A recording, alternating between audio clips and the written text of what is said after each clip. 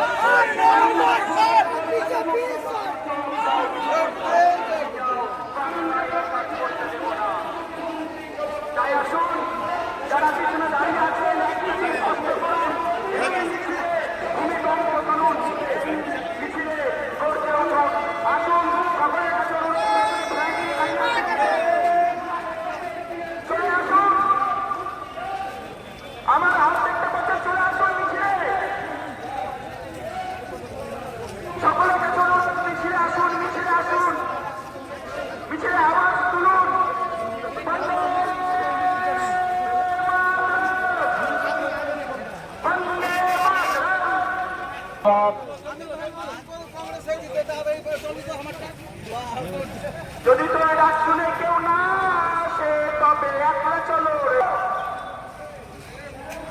চলে আসুন। যারা হিন্দু মুসলমান ঐক্য চায়, যারা ভারতবর্ষ ভালো চায়, যারা ভারতবর্ষকে ধর্ম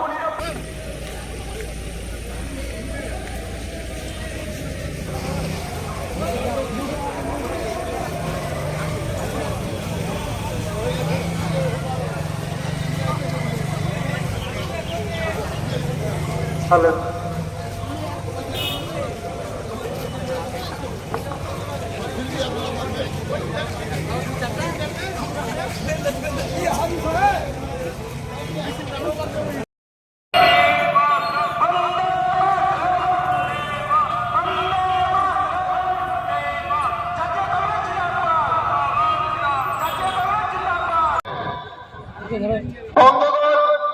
বিষয় হচ্ছে আজকে ডেপুটেশন। এই ডেপুটেশন হচ্ছে মালদা গরিব লোকদের প্রস্তাব পাচ্ছেন উন্নয়নের। এর জন্য আমরা মালদার মানুষের বক্তব্য দিতে, তার জন্য আমার মন থেকে ধন্যবাদ।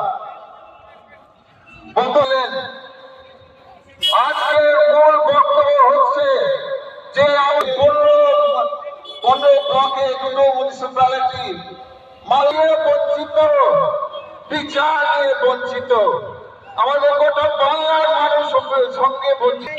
একদম হরিশ্চন্দ্রপুর থেকে কালিয়াচক 3 নম্বরে কালিয়াচক চাকরি উঠে গেছে আমাদের মালদাতে 1200। সরকারের দুর্নীতির জন্য রাজ্য সরকার ঘুষ খেয়েছে, গরিব লোকদের কাছে ঘুষ খেয়েছে। দেখো, গোটা বাংলা আর স্পেশালি আমাদের মালদা জেলে মানুষ চাকরি নিয়ে বঞ্চিত, উন্নয়ন নিয়ে বঞ্চিত, বিচার অবধি বঞ্চিত। মানুষরা যাবে কোথায়? এই পরিস্থিতি এত খারাপ। আমাদের গঙ্গা ভাঙন কোনো বড় কাজ হয় না, না বিজেপি সরকার, না রাজ্য সরকার, টিএমসি সরকার উন্নয়নগুলো দেখছেন। মানুষের উন্নয়নগুলো কেউ দেখছে না। সেটা আপনি ওবিসি যে সমস্যা চলছে বাংলাতে, এটাও মানে মানুষ ওবিসি সার্টিফিকেট দিতে পারছে না। মালদা এয়ারপোর্ট 9 বছর আগে একটা MOU সই করেছে রাজ্য কেন্দ্র, ওখানেও কোনো উন্নয়ন আগাচ্ছে না, ওইরকম আটকে আছে। সমস্ত উন্নয়ন আটকে আছে, সমস্ত কাজ আটকে আছেন। আর শুধু মানুষ, গরিব মানুষরা যখন কিছু পাওয়ার কথা তারা দুর্নীতি পায়। কোনো মানুষের যদি প্রকল্পনার জন্য টাকা দিতে হয়, ঘুষ দিতে হয়।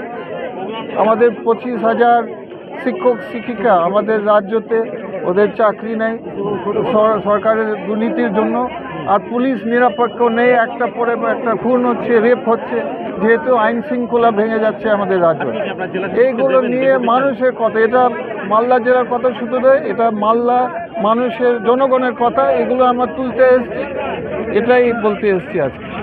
ধন্যবাদ।